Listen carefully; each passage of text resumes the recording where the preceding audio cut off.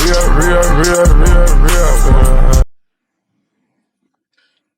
what up, you guys? Your boy George back again with another video. And this video is another day in my life. As you guys know, trying to build my business to $2 million for the year. In this video, we're going to talk about a little bit about creatives. I think we'll touch base also about kind of some of the plans moving forward about the second store, the jewelry store. Do a rev check for y'all, and that'll honestly be it for this video. So let's just get straight into it. So this morning I did some creative research, and I'm not gonna lie, for whatever reason, not even for whatever reason, but you guys probably can relate to this, I felt stuck. I felt like I was in a loop where I was, you go, let's say, so I can make this a bit more relatable to a lot of y'all. Let's say you've been running a store for now, a couple of months now. You found the initial, competitors in your market, and you found inspiration from them. You did some iterations off that, blah, blah, blah. But now you're in a situation where you can't necessarily find new, ideas to get inspirations from. Obviously, that's what you used to do prior. So now you're left stuck looking, okay, what should I do? And also the issue with also always relying on your competitors is you kind of fall into a situation where a lot of your ads become, one, very similar, and two, you're very reliant on these competitors to kind of, essentially just generate revenue with your business. And that becomes very dangerous because, again, one, your ads become very, very similar, and two, once, they don't have new ads, you're kind of fucked. So today I was like, damn, I can't find any new inspiration. As I told you, I've been doing research for around 5 new batches of creatives every single day. Today is what, the second day of the week. I already found like 10, I think, or 12. I don't remember how many. And we found them. They're great concepts, but now what? You can only continuously make the same concept for so long, and again, your competitors kind of they're making new ads, but you already kind of got inspiration from them. So what can you do? So I looked at it and I said, okay, what we can do is we can start expanding and look at different, indirect competition. Because at the end of the day, when it comes to you finding inspiration for your ads, it's not about the specific competitor that you are basically going against. Let's say you run an apparel store and your competitor sells dresses. You don't necessarily always have to look at people that are selling dresses. You can look at different big brands in the apparel space, whether it's jewelry, whatever other apparel type of product. Even honestly, let's say a big company like High Smile, other big brands. You just have to look mainly at what framework is working and if it is applicable to your brand. Obviously, if you're running a health related product, it won't necessarily make sense to use the same B-roll as like what Fashion Nova is using. But if it's relatively in the same niche, that is still a good way to go, because the thing that you're kind of using to base off your, inspiration or, validate that this idea works is the framework. The text that they're using is irrelevant. Essentially, you're just, again, looking for the framework that is working well, and that's how it's been running for, upwards of like a month, 2 months, 3 months. Ideally, the longer the better. But pause. Pause. But y'all know exactly what I'm trying to say here, And that's kind of the situation that I was in this morning. So I said, okay, let me stop. Let me, get on to foreplay. That's what I like to use, and the ad manager as well sometimes. But I went ahead and looked for a bunch of different indirect competitors. I do have a list of other ones, but I like to kind of refresh it, and I think I would recommend a lot of you guys to kind of refresh the indirect competitors and the competitors that you try to use on a monthly basis, honestly, just to keep the stuff fresh. And yeah, like at the end of the day, I've been talking about this, kind of touching on it throughout the whole, I guess, week, or honestly this whole month. But creative diversity is the biggest thing that's kind of gonna give you that access level of scale and kind of, yeah, just that level of skill to help you kind of increase your performance, basically. Because again, I'm in a situation where I've been running my brand for a while now, and if I consistently just, you know, make the same type of ads, same specific creators, same angle, same everything, obviously people are gonna, one, get used to seeing this shit, and two, it just gets boring, played out, and three, Meta knows, okay, it's the same creator. Low key, people are tired of seeing her. You know, you're gonna have to find your new UGC creators, or maybe you might have to start using statics versus video ads. You know, it's just a blended of just using different type of content. Maybe you want to make longer videos, maybe you want to change the awareness level. Is different. There's so many variables that you can kind of switch and test within your ads, that you just have to be open to, you know, testing different things. I talk about this a lot, but you know, 20% of your ads should be iterations, and 80% of them should be net new or new ads that you've never tested before. That could be, again, different concepts, different angles, different personas, all that different stuff, all that type of stuff. It just has to be very different to things that you haven't done in the past, and that should be 80% of your efforts. And that's why, again, I'm telling you guys that this morning I felt stuck, because it's like, okay, I'm used to doing this specific angle, I'm used to doing this, and that's what I've seen success with in the past, but now I'm trying to expand and try different things. So that's kind of like the issue, or not even the issue, I guess issue, problem, whatever. I guess it's a problem, yeah, issue, a problem that occurs when you're doing creative research. Like, it's easy to always want to do iterations of what always works, and while that is very good and can push the needle forward, it isn't what is going to drive that massive extra level of scale, right? I'll talk a bit about iterations right now, just for anybody that might have a current winner and needs to kind of pump out a new winner kind of quickly. What you can do in a situation like that is, let's say you have a winning ad that's been pushing, you know, good budget and has allowed you to scale, I don't know, to 50K a month, 100K a month. What you can do to kind of help increase a little bit of scale is just look at every aspect one by one and slowly start to change that. Okay, look at your hook rate. If your hook rate is hella low, it's like under 20%, 30%, be like, okay, how can I make the hook visuals way more engaging? Make it more engaging. You know, test 3 different variations. I promise you, one of them will probably do way better than the original one. Boom, you have a different ad. Okay, you know, this ad's been fatiguing. Everything is good. The hook rate is good. The hold rate is good. Try changing the text. The text makes a huge difference. Test that, it might do well. Or maybe even test the sound. Sometimes the sound that you're using might just be outdated. Sometimes the sound can literally, I've seen situations where a sound literally brings back an old ad and it starts performing even better than it did previously. There's so many different ways that you can kind of revive and find iterations of, you know, different winning ads that you had in the past, that it doesn't even make sense to, again, focus a lot of efforts onto that, because it's a kind of an easy win. You would want to kind of find the harder wins in, you know, your ad account. And another one that I'm going to tell you guys before we stop talking about iterations, because that's not what, you know, is important right now, is literally just switching their creators. Like, a lot of us don't necessarily think of doing this, because sometimes as dropshippers, we kind of want to be cheap and shit. We don't want to order more UGC. But at the end of the day, you can literally give another creator the same script, tell them to make the same bureau, like I actually tell them exactly the same, because a lot of them are a bit retarded. Like, I don't want to, you know, put anyone down and stuff, but I'm sorry, a lot of them won't make it exactly how you want it. So you're going to have to specify that you want it exactly, you know, the same as what you did. And I promise you, that ad a lot of the time will perform very well, depending obviously on the creator. If the creator doesn't match your brand aesthetic, then it might not work. But for the most part, if everything aligns, that's another winning ad that you have right there, just based off iterations. So it's like, iterations are very easy wins, but the issue in the ad account is trying to find different winning ads to stack up hella winning ads into the ad account that are vastly different. And that's kind of the issue that I am currently in. You know, I'm trying to find different ads that we can, again, tap into, different angles, different personas. And, you know, that's the hard part. And again, it's just about finding different indirect competition that you can kind of find inspiration off. And as well, too, you can even, things that I also like to do is ask ChatGPT, okay, analyze my script and tell me what aspects or why this script that I have is winning. And I'll even do this with competitors' ads, and it'll give you like a kind of better understanding of your ad and understand how you can break down and re-engineer it yourself, so you can find a new winning ad for, you know, what was working. Or you can even say, okay, I like my own winning ad, competitor's winning ad. You know, tell ChatGPT to identify what different personas you can target and just re-engineer that ad for a new specific persona.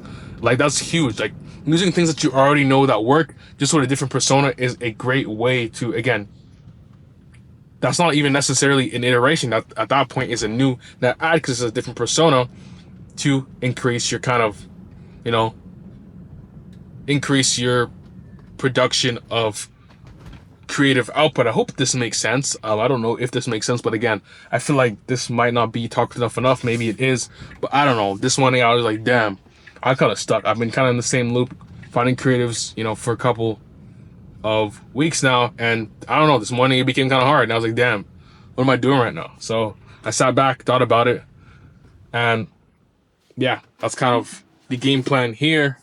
What we got going on for the creative portion of things with the jewelry store.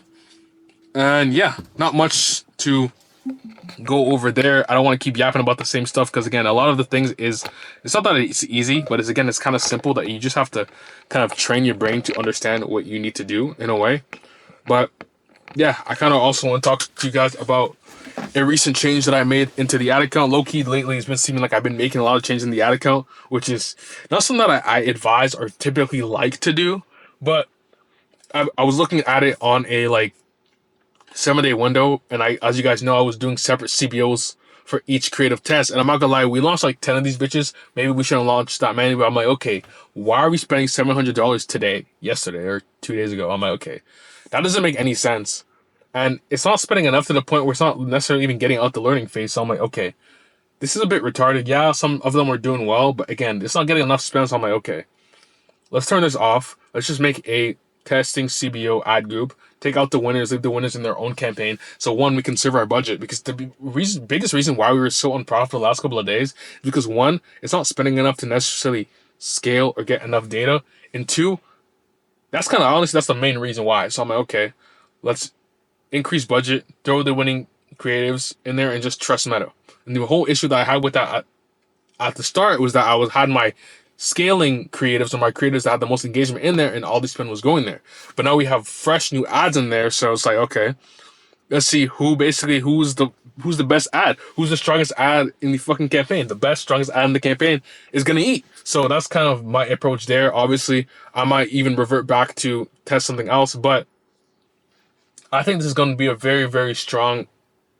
I don't even want to say that because I don't know. So I don't know yet. So I'm not going to say that. But I also made another change, which was sending people to the collection page. Again, this is a jewelry store, and I was realizing that okay, we are in the jewelry niche, apparel, whatever. But the biggest thing that I was noticing upon analyzing different apparel brands, whether it's like Fashion Nova, people like Shop GOD, other like big apparel brands, is that they love to send people to collection pages. And I was like, huh, why is that? Like in dropshipping, we're very taught to just saying, yo, send everybody to the landing page only. But in certain industries, and even some of you guys, maybe you're in different issues that's not apparel, it might make sense to just send people or just test it to send them to a collection page. 'Cause at the end of the day, for the most part, let's say you're selling clothing, a lot of people might buy another shirt, if it's similar to what they were already interested in when they click the ad. So it's like I have a bunch of different products that I know for a fact sell.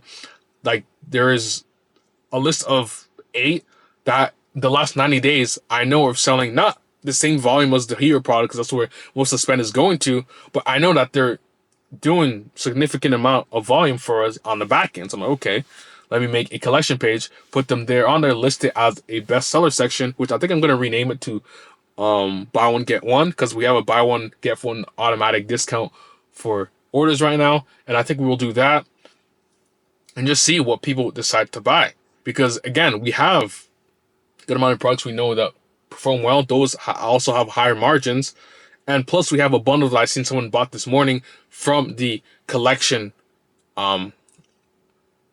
So I'm like, okay, that might give us a good amount of margin, a good amount of scale on the back, because that's like the biggest thing with jewelry, is that a lot of people, again, will want to buy multiple than one if you present them the opportunity to, and especially with a discount, it makes a lot of sense. So that's kind of like the lane that we're going into. We're kind of trying to shift away from the dropshipping approach. Like that's kind of like an issue that I think a lot of us might also have as well. Like we start to look at things very very like one dimensional, very like yeah, one dimensional, just thinking about okay, how does a dropshipper operate? But at the end of the day, we're not trying to become a dropshipper. Like nothing's wrong with being a dropshipper, but the point of this stuff is to be kind of trying to grow this stuff to be a brand. That's why the whole aspect of branded dropshipping basically became a thing. Because at the end of the day, consumers getting a lot smarter. And if you're just selling products to what the heck, selling dropshipping products to consumers with no custom packaging, like at a bare minimum, your website isn't branded and you're not giving them, that branded feel. Everything about it just seems a bit sketchy. You're just kind of fighting for the race to bottom because you're never going to get a repeating customers, and you're essentially on the mercy of Meta to make money. Like if Meta's cooked, you're cooked. So that's kind of why I'm trying to switch away from that and trying to look at what bigger brands are doing.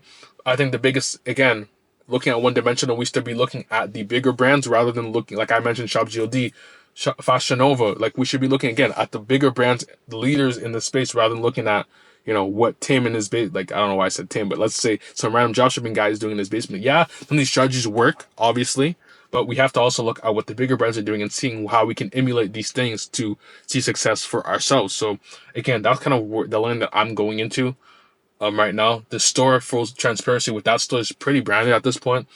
We have custom packaging. We have an email list of like 100,000 people plus. We've been running it for a couple of years now. So yeah, we're just basically in the rebuilding phase of that business, trying to get it back to six-figure months consistently, on an evergreen level rather than on a seasonal level. And that's why, we're testing a lot of different things right now.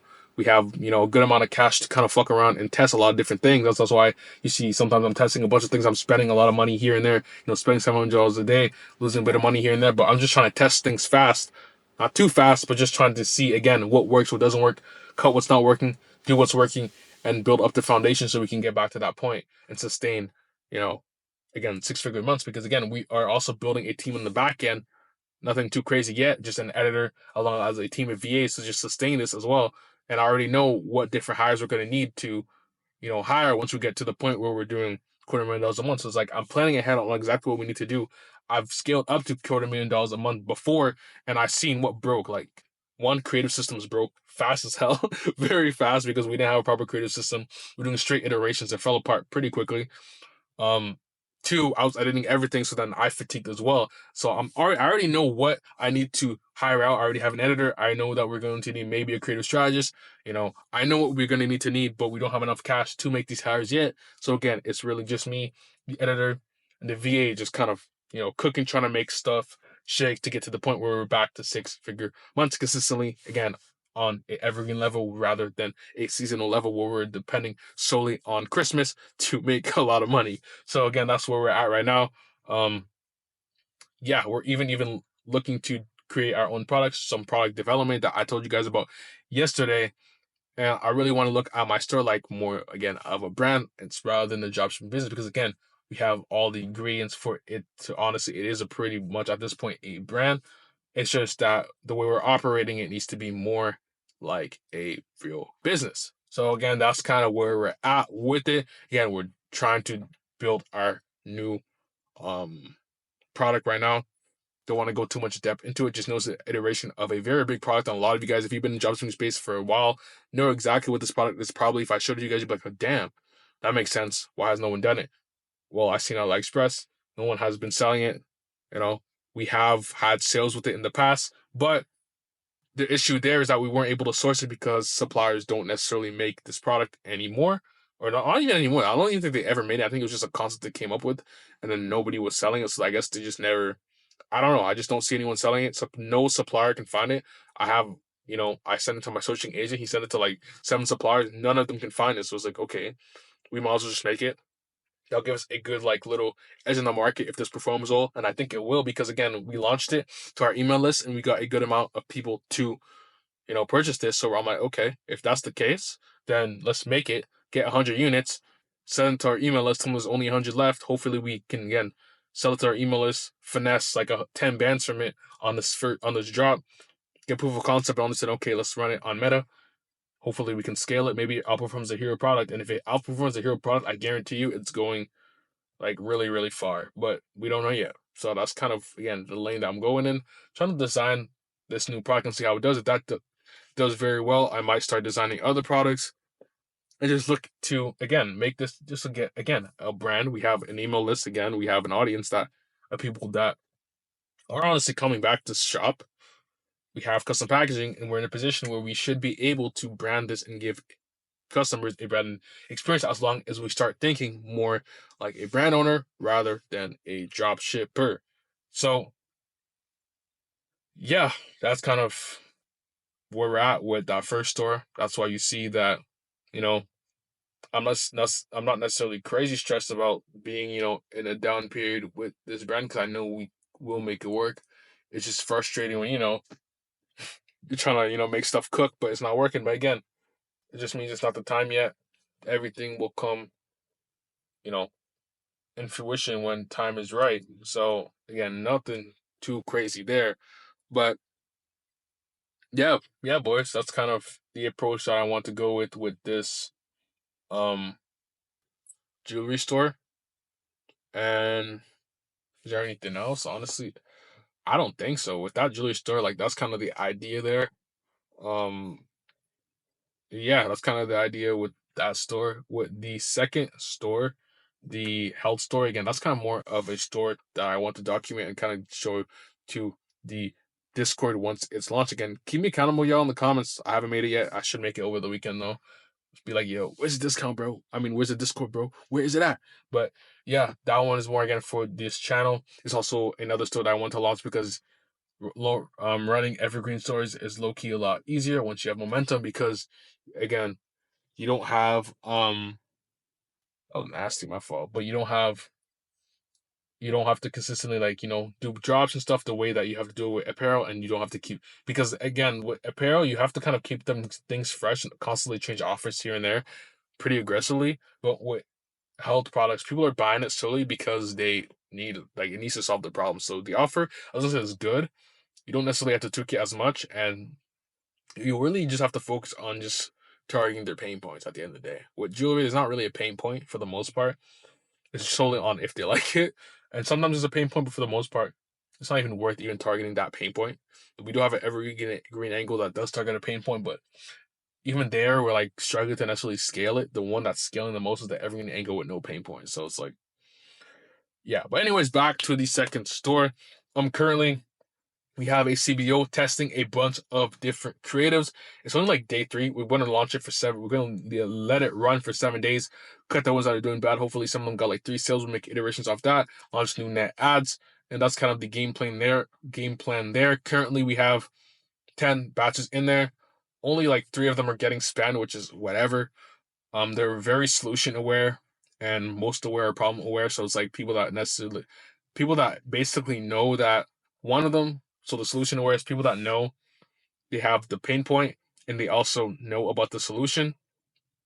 But they just need a little edge or education on the product. People that are product aware, they know exactly what this product is, but they're not necessarily sure if it's the right one for them. So you kind of show them us versus them, explain to them why yours is better than the competition. Most aware is people that know exactly what your brand is. They know what your product is. They're down to buy, but like, damn, this shit kind of expensive. So you have to remind them that the sale is ending. So bottom of funnel content, those are the ads that are performing the best inside the ad account for the second store. But we don't want that to be the case, because those type of ads can't necessarily be scaled that hard, because again, you're basically targeting a warmer audience of people that already want the product. You want to target people that have the problem, but they're not necessarily looking for a solution. But again, they have the problem. They just don't know this stuff exists, or they're not even thinking about this at all. They're just in pain, struggling, and you just caught them lacking, basically. They're just chilling on their phone and like, damn, they're not even thinking about their knee hurts. They know their knee hurts, but they're like, damn, I'm just watching Netflix or I'm on my phone, whatever, scrolling, and then, damn, this ad's telling me my knee hurts. What? And then explain to you why the knee hurts. You're like, whoa. You're like, bro, how do you know that? You're basically trying to talk exactly how the consumer talks. They might be saying, damn, my knee feels like, it's grinding against my knee or something. I don't know how they speak, honestly, but they might be like, damn, how'd you know it was grinding? They're going to watch the whole ad. Hopefully it's a VSL, longer visual ad that kind of explains exactly their pain point. And then I'm like, damn, let me click on it. Then it's an advertorial. The advertorial breaks down exactly, you know, what they think the problem is, and then you're gonna shift their belief and tell them, yo, that's not the actual problem. The problem is this. And then they're gonna be like, what? That's the actual problem. And then after that, you're gonna give your problem, you know, your unique problem mechanism on why yours solves the exact problem that you just told them that's the actual problem. Hope you're following me. And then boom, you say, they're like, damn, what the heck? And then after that, you basically give them and tell them, yo, this is, low stock. Check the availability. Make sure that, it's still in stock if you want it. People are like, damn, I want this, my knee hurts. Then they like it. They, I know, a lot like it, but they click shop now or whatever, or check availability. They go on your landing page. They're like, what? This is an amazing deal. This is unbelievable. It's unresistible. Bet. They put their credit card. Now you just got paid. That's kind of the whole, funnel in a nutshell how that looks. And that's why it's important that we target people that are more problem aware, because again, it's easier, not easier to sell, it's only harder to sell to them, but it's easier to scale, I should say, once you crack it. So that's why yesterday I kind of did some deep research, not even kind. I don't know why I say kind of for no reason, but yesterday we did some deep research on understanding exact pain points. Well, we did research prior, but we went on Reddit, we asked ChatGPT rather. Let me tell you exactly how I did it. I went ChatGPT, asked ChatGPT to find me a bunch of Reddit forums of people discussing about the pain points. So you can be like, okay, discuss about the, let me rephrase that. So basically say, find discussions about the knee pain on Reddit forums of people talking about exactly how they feel. So people are going to say, oh, my knee is grinding against this, blah, blah, blah. They'll tell you exactly how they're feeling. And these are also very long posts. People are literally telling you word for word how the pain feels for them, how it happened, how it started. And that's essentially your basis on how you want to, write your whole VSL or ad. You want to talk exactly like the consumer speaks, because then they're like, damn, this person gets it. Okay, let me hear them out. You don't want to be making generic ads where you're saying, are you struggling with knee pain? Like, duh, nigga. But they're not going to necessarily be in tune to listen to that because you're not talking like them. You want to talk, say an ad that has a hook that exactly, word for word explains what they're feeling. I don't know what they feel. I can't think of an example on top of my head. Maybe it's like, are you tired? That just sounds crazy. I don't know. On the top of my head, honestly, I'm kind of tired. But you kind of get the picture of what I'm talking about. You want the hook to, again, capture exactly how they're feeling, word for word. Check again these forms, read them, make a list of exactly what the different pain points, different, things that they're struggling with, and then word for word what they're saying. They might be saying, I feel so lost. They might be saying, I felt desperate. They might be saying, I don't know, my knees are cracking, or like I'm feeling crippling knee pain. Like crippling knee pain, like you're not gonna think about saying crippling knee pain in an ad. Like, let's be real, we don't know what these people are feeling like. These people are 40. We're in our 20s. We don't know how they feel. So we need to use, resources like ChatGPT, or just use Reddit full on if you really want to spend hours reading that stuff and understand how they speak, and then model your ads based off that. And once you have a script on ChatGPT, make sure you go back with ChatGPT. I went back with ChatGPT after making a script for like 2 hours, making sure this speaks exactly like the consumer. And I cross references with, again, the Reddit forums. I made a doc with the Reddit forums just to make sure that ChatGPT understands exactly who this consumer is. Went back and forth, changed it up, made it sure it wasn't too long, made sure we were talking about the outcomes, made sure we shift their beliefs into the ads, and we broke down exactly from, basically, this is a story. Let me just give a kind of explanation of what this VSO was about. Basically, it was a story about this guy that was, how do I want to explain? I don't really care. Whatever. This guy is in construction, and he's explaining about how, he's been doing this his whole life. He's never had any pain, blah, blah, blah, blah, blah. And then he after explains how, a couple of years ago, he started experiencing this pain, da da da da da. You guys can put two together. Maybe it's back pain. Who knows? And then, he's been experiencing this pain. Then he explains how it started getting worse. He couldn't do like normal tasks and stuff, blah, blah, blah, blah. And after that, it slowly just guides us into saying, okay, I tried this, using word for word what they actually tried. So I don't know what people with back pain actually use, but let's say there's shots or there's maybe not shots, but maybe there's medicine, exact medicine for back pain. You say the exact medicine that they tried, the exact word for word. Don't just say painkillers. Say the exact medicine that they're actually, using.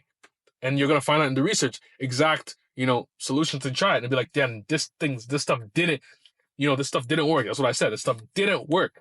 Then it went from, him late night being on his couch. He's like, damn, it's just what my life's gonna be like. I felt so desperate to find a solution, but nothing helped. Then the guy said, damn, I came across these Reddit forums. He's like, then these people were telling me, yo, my back pain isn't actually caused from da da da. It's actually caused from this. He's like, bro, the doctors lied to me. And now the consumers, if they're made it this far, like, damn, what? Doctors been lying about the back pain? And then they're like, word?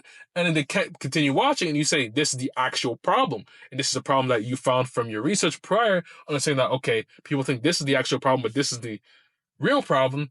That's the problem that you're telling them. And then after that, you kind of break down exactly what the real problem is. And after that, you slowly introduce how your product solves this actual problem. You see what I'm trying to say? Y'all see what I'm talking about right now? Y'all see what I'm talking about, right?